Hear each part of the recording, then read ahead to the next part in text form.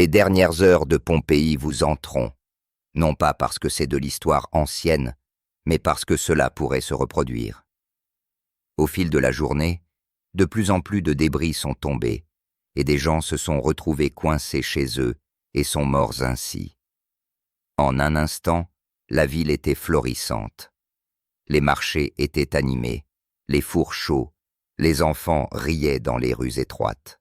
L'instant d'après, le ciel s'est déchiré et tout a changé à jamais.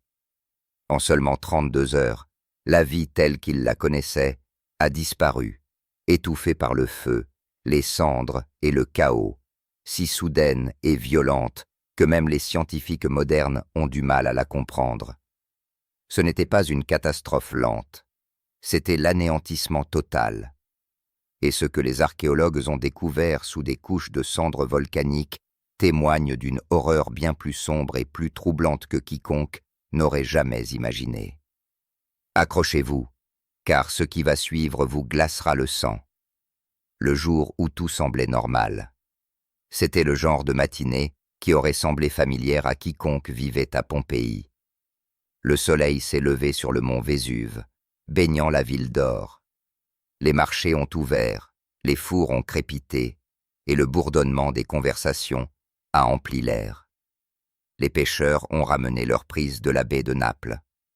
Les vendeurs ont arrangé les figues et les olives, et les enfants ont filé entre les fontaines, se poursuivant dans les rues étroites. L'odeur du pain se mêlait à la fumée des petits feux de cuisine, et les légers tremblements sous leurs pieds étaient à peine perceptibles. Les tremblements de terre faisaient une partie de la vie ici. Plus personne n'y prêtait beaucoup d'attention. Cette complaisance s'avérerait fatale. Dans les jours qui ont précédé l'éruption, le sol avait tremblé plusieurs fois, mais la plupart des habitants ont supposé que c'était inoffensif. Quelques citoyens riches ont emballé des affaires légères et ont quitté la ville, mais la majorité est restée. La chronologie de History Extra situe l'un de ces derniers tremblements quelques heures avant midi le 24 août, la date traditionnelle de l'éruption. Personne ne savait que, profondément sous le Vésuve, de la roche en fusion se frayait un chemin vers le haut, créant une pression qui n'avait plus d'issue. En fin de matinée, les rues bourdonnaient de vie. Mais des signes subtils étaient là pour tous ceux qui voulaient bien les remarquer. Les oiseaux qui se rassemblaient habituellement près des temples avaient disparu. L'eau du puits avait un goût étrange. Les animaux domestiques sont devenus agités. Même l'air semblait plus lourd, plus difficile à respirer. À la périphérie de la ville, un agriculteur cultivant son vignoble leva les yeux vers le Vésuve et vit un léger miroitement s'élever de son sommet. Cela ressemblait d'abord à une distorsion de chaleur, comme celle que l'on voit sur une route en été. Il cligna des yeux et haussa les épaules. Pas de raison de s'inquiéter. Le volcan était silencieux depuis des siècles. Il faisait partie du paysage, pas une menace. Il retourna au travail, ignorant que ce serait son dernier jour de travail et sur la planète. Les gens ne savaient pas que les premiers gaz avaient déjà percé la surface à des kilomètres au-dessus d'eux, déversant des toxines invisibles dans le ciel. Tout semblait bien jusqu'à ce que ça ne le soit plus. Le monde ne s'est pas terminé avec des sirènes d'alarme ou un éclair de lumière. Il s'est terminé lentement, silencieusement, au milieu d'une journée ordinaire. À midi, les premières pierres de ponce commenceraient à tomber. En quelques heures, la ville serait enfouie sous l'obscurité. Mais ici, dans ces derniers moments de calme, Pompéi était encore vivante, ignorant complètement que l'histoire comptait déjà ses derniers instants. Midi, quand le ciel est devenu noir. Juste après midi, des témoins diront plus tard. La montagne s'est ouverte. Un bruit tonitruant a retenti dans la baie de Naples, résonnant comme un rugissement sans fin. En quelques minutes, une colonne massive de cendres et de gaz a commencé à jaillir du Vésuve, se tordant dans le ciel. Dans son journal, Pline le Jeune décrit avoir vu un nuage de taille et d'apparence inhabituelle s'élever de la montagne. Il me semblait être un pin, pas droit et uniforme, mais ramifié au sommet, s'étendant en une sorte de parapluie. Il se trouvait de l'autre côté du golfe de Naples lorsque l'éruption s'est produite et a involontairement obtenu une place au premier rang pour l'une des catastrophes naturelles les plus terrifiantes de l'histoire. Au début, les gens ont couru dehors pour voir le nuage. Ce qu'ils ont vu devait être presque magnifique jusqu'à ce que ça ne le soit plus. Le panache s'est élevé si haut qu'il a bloqué le soleil. Le ciel bleu a disparu derrière un épais mur de fumée qui atteignait plus de 20 km dans les airs. Des éclairs ont jailli à l'intérieur, peignant le nuage dans des nuances de gris et de feu. Puis les premières pierres ont commencé à tomber. Cela a commencé comme une légère bruine. Des cailloux de la taille de haricots, doux et blancs, ont rebondi sans danger sur les toits. Les enfants riaient, tendant la main pour les attraper. Mais en quelques minutes, les pierres sont devenues plus grosses et plus lourdes. L'air s'est rempli de cendres étouffantes. La bruine s'est transformée en tempête. Les gens ont commencé à réaliser ce qui se passait. La montagne s'effondrait de l'intérieur et maintenant, il pleuvait du feu et il était trop tard pour partir. Selon la chronologie de History Extra, cette première phase, la chute de Ponce, a duré plusieurs heures. Ce n'était pas l'anéantissement instantané que la plupart imaginaient. Au lieu de cela, c'était une catastrophe lente et suffocante. Le vent a transporté les cendres vers Pompéi et, à 13 heures, les rues étaient déjà recouvertes d'une épaisse couverture grise. La visibilité a diminué. L'air avait un goût de soufre et de poussière. Ceux qui sont restés à l'intérieur ont vite été confrontés à un autre problème. Le poids des débris qui tombent. Les toits ont commencé à se plier et à s'effondrer sous des tonnes de ponce. Dehors, le chaos a éclaté. Certaines personnes ont saisi leurs objets de valeur et ont fui vers les portes de la ville, espérant atteindre les champs ouverts. D'autres se sont abrités dans des temples, croyant que les dieux les protégeraient. Des témoins oculaires des villes voisines ont décrit avoir vu une obscurité plus profonde que la nuit s'étendre sur Pompéi. En une heure, les torches et les lampes à huile étaient la seule lumière restante dans les rues. Le bruit était assourdissant. La montagne gémissait, le sol tremblait, et toutes les quelques minutes survenait une autre explosion, envoyant de nouvelles vagues de cendres dans l'air. Les gens criaient après leurs proches, mais pouvaient à peine s'entendre. Les chevaux se sont emballés dans les rues, les yeux grands ouverts de terreur. Les chiens ont aboyé jusqu'à ce que leurs gorges se remplissent de poussière. C'était, de tous les témoignages, un chaos au-delà de toute compréhension. Certains habitants ont essayé de s'échapper vers la mer, mais ce chemin n'était pas plus sûr.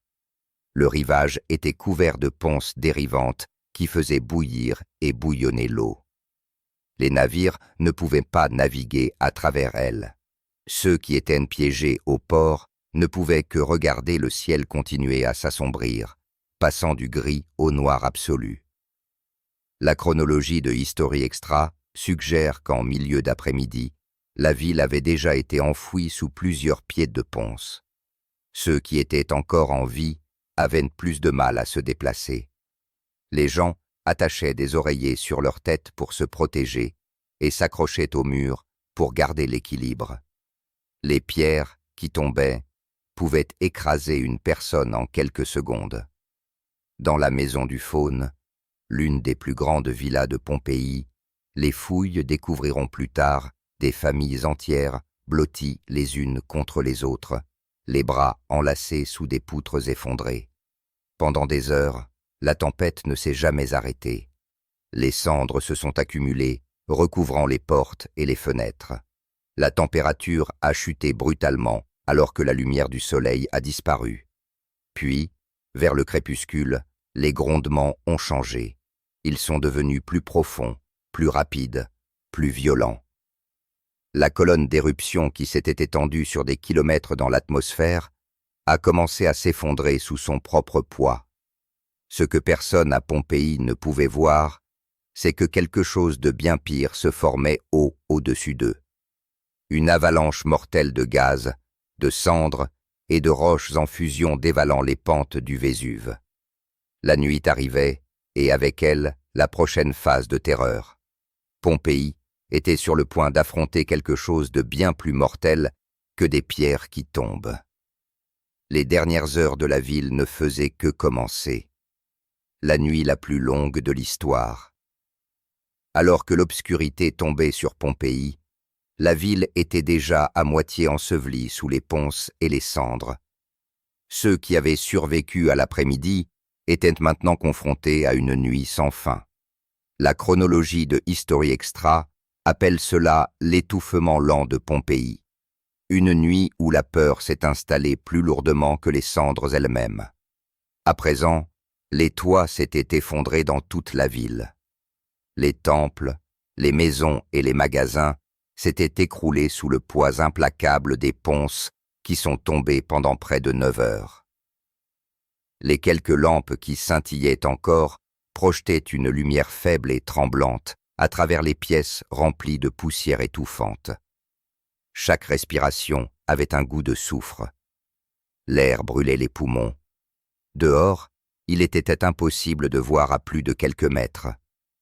Les cendres ont noirci le ciel et ont englouti tous les sons, sauf le sifflement constant des débris qui tombent. Dans l'une des boulangeries, des miches de pain étaient encore dans les fours. Le boulanger et sa famille s'étaient abrités dans une arrière-salle, pressant des linges humides sur leurs visages. Dans la villa des mystères, les archéologues ont retrouvé plus tard les restes d'une femme agrippant un petit coffre rempli de bijoux. Elle était arrivée jusqu'au jardin avant de s'effondrer. La chronologie de History Extra estime que, à ce moment-là, vers minuit, la ponce avait déjà plus de 2 mètres de profondeur. Quiconque essayait de fuir pataugeait dans une épaisse couverture de cendres suffocantes. Le sol tremblait constamment. Les tremblements étaient si forts que les murs se fissuraient et les statues tombaient de leurs piédestaux.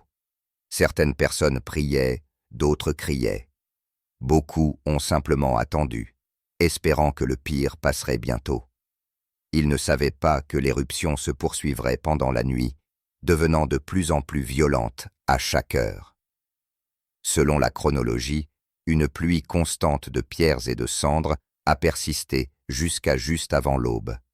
À l'intérieur de la ville, le temps semblait perdre son sens. L'obscurité était absolue, l'air trop épais pour respirer. Dans un bâtiment, un groupe de soldats a tenté de se frayer un chemin à l'extérieur, utilisant des boucliers pour écarter les ponces. Ils n'ont pas fait long feu. À chaque minute, de plus en plus de débris tombaient, scellant les sorties plus vite qu'ils ne pouvaient les dégager. Les animaux ont été les premiers à mourir. Les chiens, les chevaux et le bétail ont suffoqué là où ils se trouvaient. Les archéologues ont trouvé un chien encore enchaîné à un poteau, tordu de douleur. Son corps a ensuite été moulé en plâtre pour révéler le moment de sa mort. Pour les gens, la survie signifiait trouver une poche d'air respirable. Ils se sont cachés dans les sous-sols et sous les escaliers, espérant que les toits tiendraient. La chronologie de History Extra note que certains ont tenté de fuir vers le nord, mais les routes étaient déjà ensevelies. D'autres se sont dirigés vers la mer pour la trouver bouillante à cause de la chaleur volcanique. Les heures ont passé sans aucun signe de soulagement. La montagne a rugi sans pause, envoyant des ondes de choc à travers la terre. La ville autrefois animée était maintenant ensevelie sous une montagne croissante de débris. Aux premières heures avant l'aube, la chute de Ponce a commencé à s'atténuer. Pendant un bref instant, le son s'est adouci. Certains ont pensé que le pire était passé. Ils ont murmuré des prières de remerciement, croyant que les dieux les avaient épargnés. Ils ne pouvaient pas se tromper davantage. Au plus profond du Vésuve, La colonne d'éruption qui s'était étendue dans le ciel toute la journée s'effondrait. Un mur de gaz et de cendres surchauffées prenait de la vitesse sur les pentes du volcan, invisible dans l'obscurité. Ce qui allait arriver ensuite effacerait complètement Pompéi. La chronologie de History Extra décrit cette étape finale comme le point de non-retour. La pression atmosphérique a changé, le sol a grondé plus fort et une lumière rougeoyante a commencé à apparaître à l'horizon. La montagne elle-même descendait sur la ville. Ceux qui étaient encore en vie ont peut-être vu le ciel palpiter en rouge une dernière fois. Certains ont peut-être essayé de courir, d'autres se sont agenouillés. Dans quelques minutes, tout cela n'aurait plus d'importance. La nuit qui a commencé avec la chute de cendres allait se terminer dans le feu, lorsque la montagne s'est effondrée. Juste avant l'aube, le sol a commencé à vibrer avec un son bas, comme si la terre elle-même haletait. Les personnes qui avaient survécu à la nuit se sont réveillées de leur épuisement et de leur peur, s'aventurant prudemment à l'air libre. La tempête de cendres s'était arrêtée, mais le silence semblait anormal. Pendant un instant, l'obscurité a semblé plus légère, presque paisible. Et puis, c'est arrivé. Un éclair aveuglant a illuminé l'horizon. Un mur bouillonnant de feu et de cendres, ce que les scientifiques appellent maintenant une nuée ardente, a déferlé sur le flanc du Vésuve, se déplaçant plus vite que n'importe quelle tempête sur Terre. La chronologie de History Extra marque cela comme le moment où le sort de Pompéi a été scellé. Voyageant à plus de 140 km/h, la nuée s'est abattue sur la ville, consumant tout sur son passage. Bâtiments, arbres, personnes, peu importe. La température a dépassé 400 degrés, suffisamment pour tuer instantanément. À l'intérieur de la ville, personne n'avait la moindre chance. La première nuée a frappé les quartiers nord juste après 7 heures du matin. La deuxième a suivi quelques instants plus tard, frappant avec encore plus de force. Ceux qui avaient survécu à l'étouffement de la nuit étaient maintenant confrontés à quelque chose qui dépassait l'entendement. Ce n'était pas du feu au sens ordinaire du terme, c'était un ouragan de cendres si chaud qu'il vaporisait l'eau, la chair et l'air en quelques secondes. La nuée ardente qui a anéanti Pompéi a voyagé à plus de 160 km/h et a atteint des températures supérieures à 400 degrés, 752 de GF, suffisamment pour vaporiser instantanément l'eau, la chair et l'air. Les gens ne l'ont jamais vu venir. Ils auraient ressenti une soudaine pression dans leur poitrine, puis plus rien du tout. Les archéologues ont découvert plus tard des familles entières blotties les unes contre les autres, leur corps figé en pleine respiration. C'est le moment où le temps s'est arrêté, l'instant où Pompéi a été effacée. Au cours des siècles suivants, les historiens étudieraient les couches de cendres et de débris comme des pages d'un livre, lisant l'histoire de cette dernière heure avec des détails terrifiants. La première nuée a tué la plupart de la population restante. La seconde a scellé leur corps sous de nouvelles couches de poussière volcanique. La troisième et la quatrième nuée ont complètement enseveli la ville. La chronologie de History Extra estime qu'en 2 heures, Pompéi avait disparu, submergé sous 6 mètres de cendres et de roches. L'air lui-même est devenu la mort. Les quelques personnes surprises à l'extérieur ont été enfermées là où elles se trouvaient. Leurs derniers mouvements ont laissé des espaces creux qui, des siècles plus tard, seraient remplis de plâtre, révélant des silhouettes obsédantes. Chaque moulage raconte la même histoire, l'agonie, le choc, l'instant de la prise de conscience.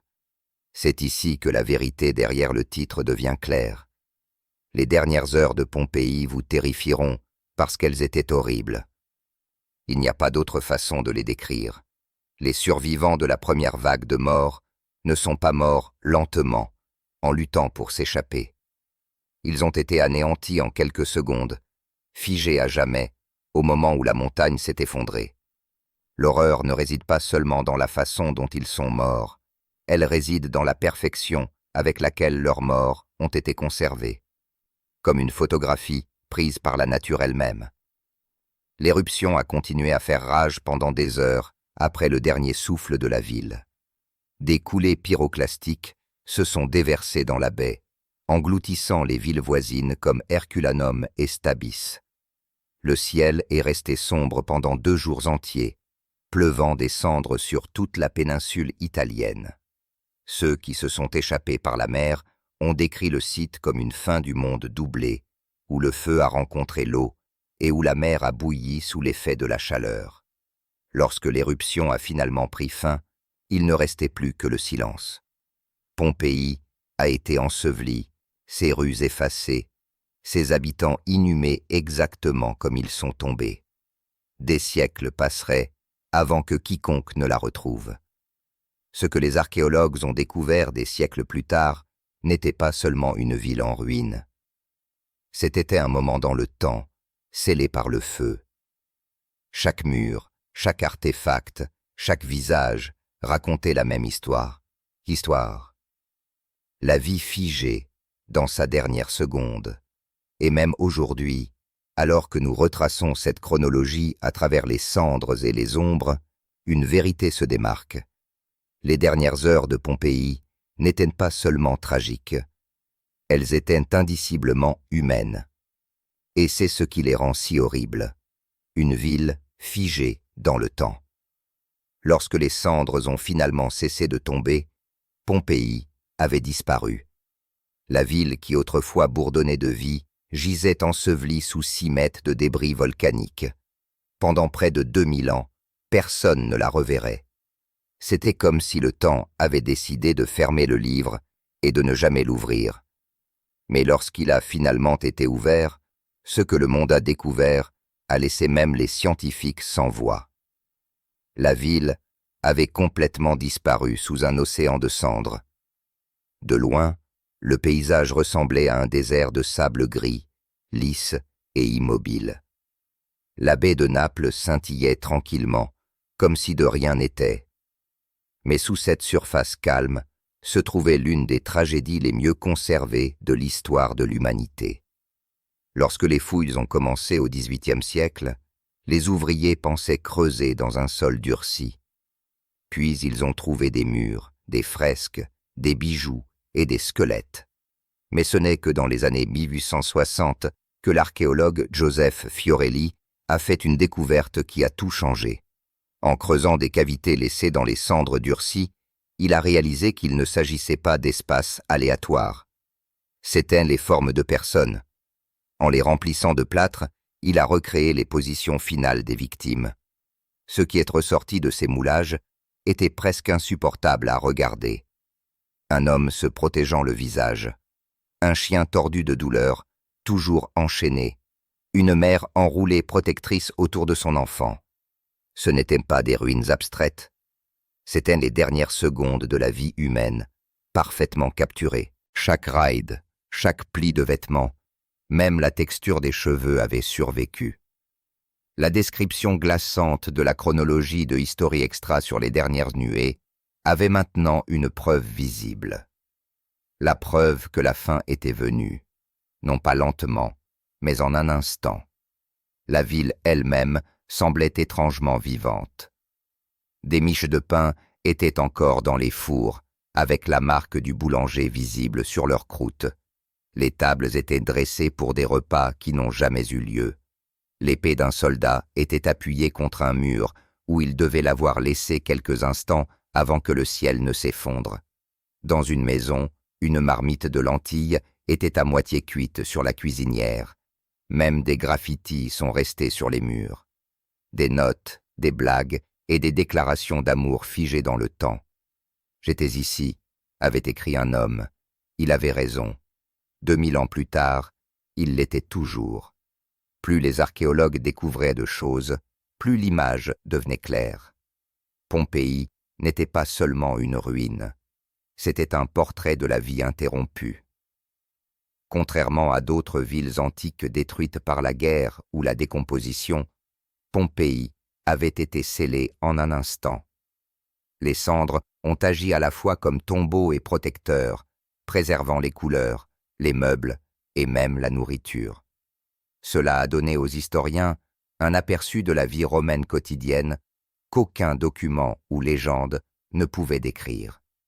Pourtant, malgré toute sa beauté, la préservation de la ville ressemblait également à un avertissement. Chaque pièce portait le poids de ses derniers instants. Dans la Villa des Mystères, la fresque de figures dansantes semblait presque neuve, mais le silence autour d'elle était insupportable. Dans le jardin des fugitifs, une rangée de figures en plâtre montrait une famille allongée côte à côte, parents, enfants, même leurs chiens. Leurs contours étaient si précis que les scientifiques pouvaient dire dans quelle direction ils regardaient lorsque la chaleur a frappé. La chronologie de History Extra se termine avec la ville ensevelie et oubliée. Mais la redécouverte de Pompéi a ramené ces dernières heures à la vie, avec une clarté troublante. Chaque artefact, chaque moulage racontait un fragment de la même terrible histoire. Des gens ordinaires pris entre la croyance et la peur, l'espoir et la mort. La tragédie n'était pas seulement qu'ils sont morts, c'était à quel point ils sont restés humains, même dans leurs dernières secondes. Debout à Pompéi aujourd'hui, parmi les rues silencieuses et les figures en plâtre, on peut presque sentir l'air trembler. Les murs murmurent des rappels d'une civilisation qui a disparu en une seule matinée. La ville a été perdue, mais elle parle plus fort que jamais. Une voix du passé nous rappelant que le temps ne guérit pas toujours. Parfois, il préserve simplement l'horreur pour que nous n'oublions jamais. Mais Pompéi nous enseigne encore. Longtemps après que les cendres se soient refroidies et que des siècles de silence se soient écoulés, Pompéi est revenue non pas comme une ville vivante, mais comme un miroir. Chaque rue, chaque moulage en plâtre, chaque morceau de poterie brisée raconte une histoire sur ce qui se passe lorsque la nature nous rappelle qui est vraiment aux commandes. Les chercheurs modernes ont étudié l'éruption en utilisant tout, de l'imagerie satellitaire à la reconstruction thermique. La chronologie de History Extra a estimé que l'éruption a duré environ 32 heures au total, mais ces leçons se sont étendues sur des millénaires. Les scientifiques comprennent maintenant comment la séquence de chute de ponces, d'effondrement de colonnes et de nuées ardentes s'est déroulée avec une précision terrifiante. Pourtant, malgré toutes ces connaissances, ce qui persiste le plus n'est pas la science. C'est l'humanité figée dans ces derniers instants. Dans les moulages des morts de Pompéi, il y a quelque chose d'étrangement familier. La mère protégeant son enfant, l'homme agrippant ses pièces de monnaie, le couple se tenant la main. Ce n'étaient ni des héros ni des soldats. C'étaient des gens ordinaires faisant des choses ordinaires, pris dans quelque chose de bien plus grand qu'eux. C'est pourquoi Pompéi résonne encore aujourd'hui. Ce n'est pas un récit de tragédie antique. C'est un reflet de la fragilité de la vie. Même aujourd'hui, le Vésuve se dresse au-dessus de la Naples moderne, silencieux mais jamais endormi. Des millions de personnes vivent dans son ombre, tout comme les habitants de Pompéi autrefois. Les scientifiques le surveillent constamment, en utilisant les leçons tirées de la ville sous les cendres pour se préparer à la prochaine éruption. Pourtant, la vérité inconfortable demeure. Si l'histoire se répétait, notre technologie pourrait nous donner du temps, mais pas la certitude. Lorsque les visiteurs se promènent aujourd'hui dans les rues vides de Pompéi, ils n'explorent pas seulement des ruines, ils se promènent dans une histoire mise en pause au milieu d'une phrase. Les murs sont toujours peints, les fours toujours ouverts, les échos toujours là. On peut presque entendre les pas, les rires, le silence final qui a suivi. Et peut-être que c'est la partie la plus puissante de toutes. Les dernières heures de Pompéi n'ont pas seulement mis fin à une ville, elles l'ont immortalisée. Les gens sont partis, mais leur monde reste, nous rappelant que ce qui semble éternel peut disparaître en quelques instants, ne laissant derrière lui que les traces de notre façon de vivre.